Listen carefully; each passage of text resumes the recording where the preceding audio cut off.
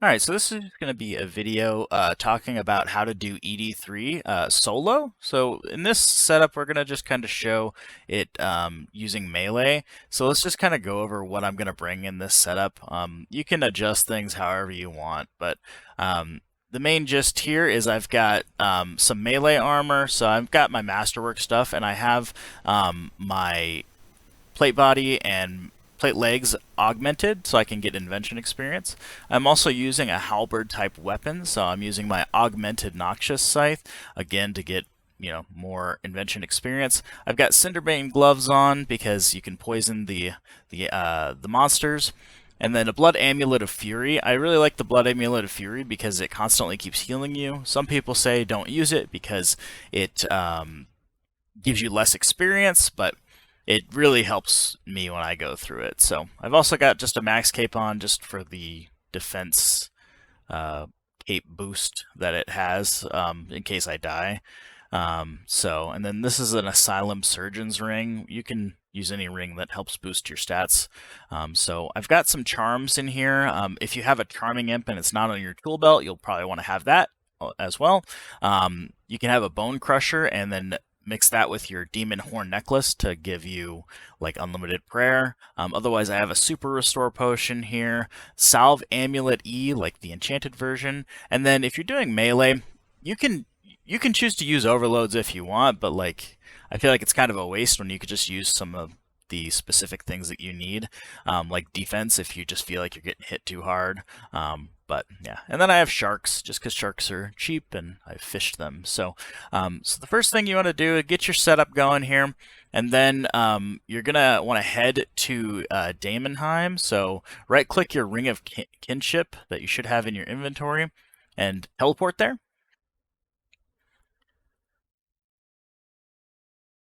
All right, so just so you can kind of see here, the bank is right here. So if you ever need to bank, you just come right here to restock on supplies because that's where you're going to end up being. So I also have my prayers on my keyboard so that when I'm ready to I need to block melee, I can just press 1, ranged, magic, that kind of stuff. So easy peasy. So let's go ahead and we're just going to go all the way down here. This is called ED3 or the Shadow Reef. There's a chest right here. Inside this chest is where your rewards are going to be from being in here, but you can turn on auto collect or off auto collect. So you really want to have it just collecting for you because the loot isn't going to be that great in trash runs anyway. So go over here and try to sail on the ship. And then if you have any previous, if you have any previous progress, you should get rid of that. And then it's going to ask you if you want normal mode or story mode. You want to do normal mode. The story mode is, I guess, really easy. So, all right. So the first part here, you're going to see there is a scout. There's 2 scouts here and 2 scuttlers. The scuttlers are what hit really hard in this section, and they do melee damage. So you want to pray melee. So let me just start off by just drinking some of my potions here. They last for what? A couple minutes. So we'll start with that and just with my Blood Amulet of Fury. The goal here is you're going to be doing a bunch of AoE damage to hit multiple of them. So now we're in the middle of these scouts. We're trying to hit the scuttlers first because they hit the hardest. So the scouts don't really hit hard. They do range damage. So as soon as one of the scuttlers is dead, you're good there. And you can just turn off your prayers. You could choose to pray ranged if you really want, but I don't think it's necessary. They don't hit hard. All right, so that's the first section. You get lots of experience for it, for killing these enemies. The last, you'll see in these sections upcoming, you'll get even more experience. So, so turn on your prey from melee, just so you don't get hit by the scuttlers. And then I like to be behind these guys, so you can still hit them. So why you're using a halberd weapon is that you can hit multiple enemies with all your AoE attacks. So I also have my food on a key. I have it on like my Q key. It's called Eat Food. And so it'll just eat the shark in your inventory. So, all right, I think we got rid of all the scuttlers. So just kind of take these guys out.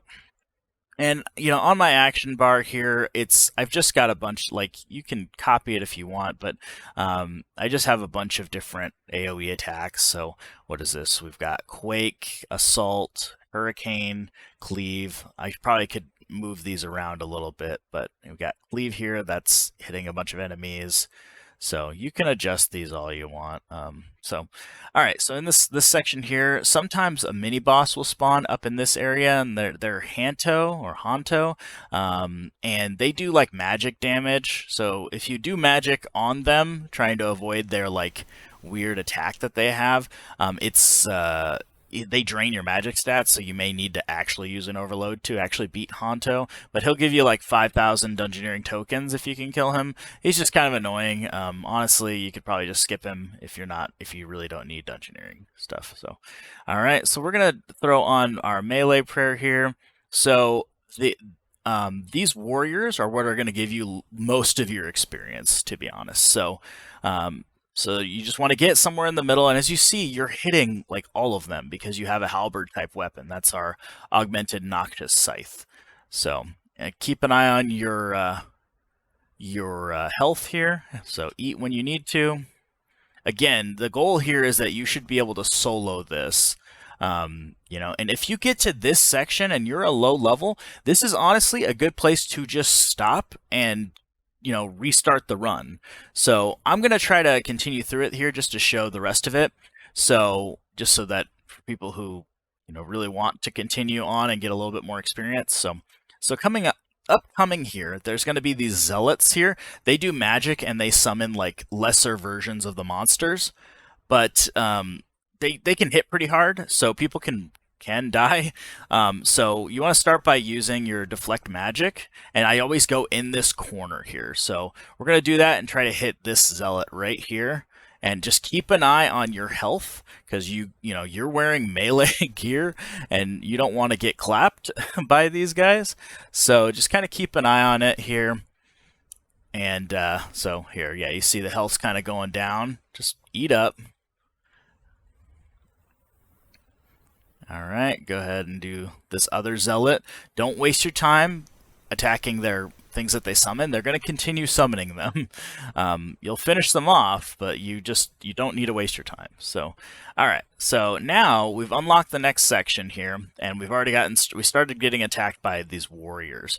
So again, these are really good experience. So I usually like to pick these guys off, just like before I even go further. Some people just rush in and go attack the zealots and, possibly get attacked by everything on the way there. But I like to kind of separate them like a divide and conquer. Again, the goal here is not necessarily speed. It's just to do this and not die because you're soloing this. So you don't have like 3 other group members here to help you. So again, I'm praying here, and I still have a good amount of things here. So, but if you put on like a demon horn necklace, you don't get that constant like praying. What am I trying to say here? When you turn on the demon horn, it is supposed to, with the bone crusher, when you bury the bones automatically, it's supposed to recover your prayer. But if you take off the blood amulet of fury, you don't get this constant healing that you get like every 12 seconds, which I think is a lot more beneficial. But so if you feel like you're a little low on prayer, drink a sip of your super restore, eat a little bit. And so now we're going to go ahead and run in here. Now we only have the zealots and these ranged boys. So we're going to go in this corner where they're at, and we're going to pray magic. So we're going to go ahead and go in there, and I just like to stand where he was standing, and then I start attacking them. So main thing is get rid of those zealots, because they do hit pretty hard.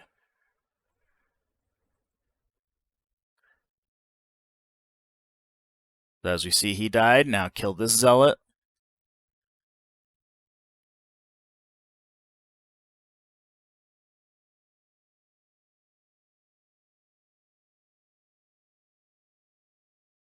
And he's almost dead. Now he's dead. Now turn off your prayers and kill these scouts. And this will get you to the next section here. So again, the scouts don't really hit hard, so I don't even pray anything on them, but you're also wearing melee armor, so. Alright. So in this next section, what might be important to you is if you have a Salve Amulet E, this actually helps against undead. It gives you a boost in damage to them, so it's kind of worth getting, doing whatever the quests are for it, but this is full of a bunch of zombies. You're going to want to turn on your deflect melee, or pray from melee, and just kind of get all these guys together and just attack them. There is a chance that there is another mini boss here. He is Bossy McBossface. He is also an undead, and when you fight him, you should really be in this corner.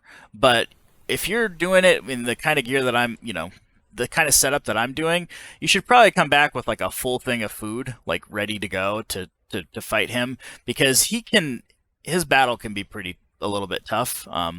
But he does have like a drop called Swordy McSwordface that you could possibly get. So just, use your own opinion on that. If you aggro him, though, you're probably going to have to, you'll be fighting him. But all these bosses are optional, these mini bosses, but you just got to not aggro them if you don't want to fight them.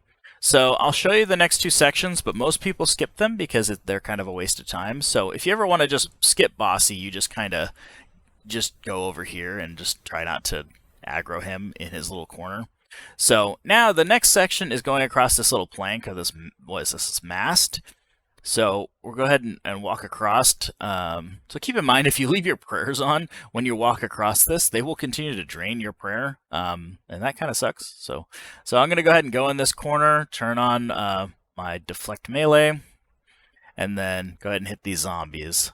So I like to be in the corners because I feel like they can't attack you like as many if you've got two attacking you in all technicality, compared to you could have multiple attacking you out here, but I don't know if that's actually true.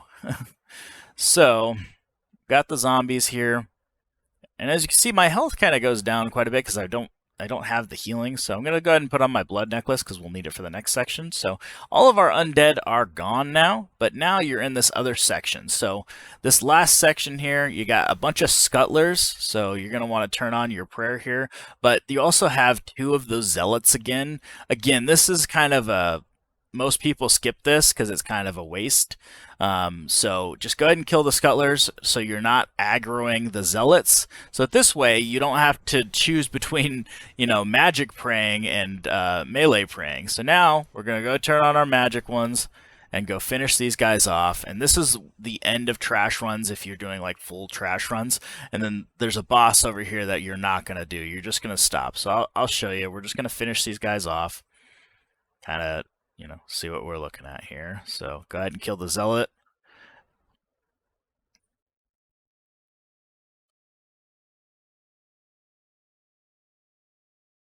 Okay. So that is the end of the trash run there. So what you want to go ahead and do, no need to eat right now. What I would recommend you do is go ahead and just do teleport to Daemonheim. So go ahead and do that.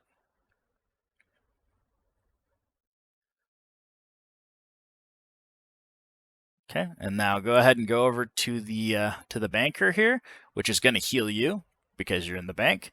And then go ahead and refill some of the things that you need, like if you need some sharks. So I'll just type shark in here, and we'll just fill up on the empty space that I'm missing there. But again, choose your gear however you want. You can kind of see we got all the different charms. Looks like we didn't even get any crimson charms, so I'm not even sure if you get any from there. But you got your different charms. You get a lot of blues.